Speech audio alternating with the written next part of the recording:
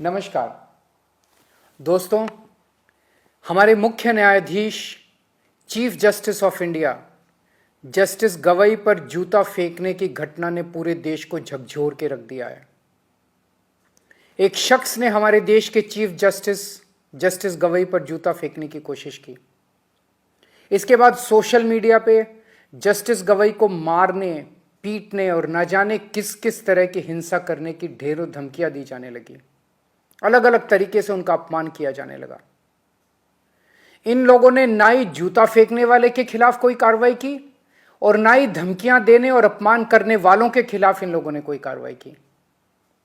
ऐसा लगा जैसे ये सब एक सुनियोजित, सिस्टमैटिक तरीके से किया गया एक षड्यंत्र है। इस घटनाक्रम के जरिए इन लोगों ने समाज के दो तबकों को बहुत कड़ा संदेश देने की कोशिश की है, एक दलित समाज और दूसरी न्यायपालिका। जस्टिस गवई दलित समाज से आते हैं। इन लोगों को यह बिल्कुल बर्दाश्त नहीं हो रहा कि दलित समाज से कोई व्यक्ति अपनी मेहनत और लगन से न्यायपालिका की टॉप पोस्ट तक कैसे पहुंच गया। क्या ये इनकी हरकतें दलित समाज को डराने और अपमानित करने की कोशिशें नहीं है? इसके बाद एक आम दलित किससे न्याय की उम्मीद करेगा? क्या इससे दलितों पर अत्याचार करने वालों और उनसे नफरत करने वालों के हौसले बुलंद नहीं होंगे? इस पूरे घटनाक्रम से देश की न्यायपालिका को क्या संदेश गया है कि अगर देश के मुख्य न्यायाधीश पे हमला करने वालों पर कोई एक्शन नहीं हुआ तो दूसरे जजों को कौन बचाएगा? फिर इस घटना के बाद कोई भी जज न्याय के हक में और इन लोगों के खिलाफ ऑर्डर करने से घबराएगा।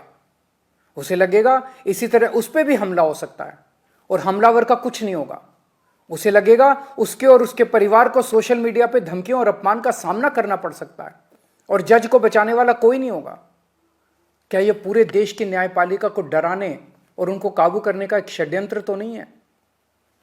जूता फेंकने वालों को और चीफ जस्टिस को धमकियां देने और उनका अपमान करने वालों को ऐसी सख्त सजा दी जाए कि भविष्य में कोई न्यायपालिका के खिलाफ खिलवाड़ करने की हिम्मत ना कर सके। चुनाव आयोग, मीडिया और विपक्ष के बाद अब यह न्यायपालिका की आवाज को दबा के पूरे लोकतंत्र को खत्म करना चाहते हैं। न्यायपालिका की स्वतंत्रता हमारे देश के अस्तित्व के लिए अहम है। न्यायपालिका का यह अपमान देश के संविधान का अपमान है, बाबा साहेब का अपमान है। यदि आप सच्चे देशभक्त हैं तो आप चुप नहीं रह सकते। बोलिए, उठिए और न्याय की रक्षा के लिए आवाज उठाइए। मेरी तरह आपका भी खून जरूर खोल रहा होगा। जय हिंद।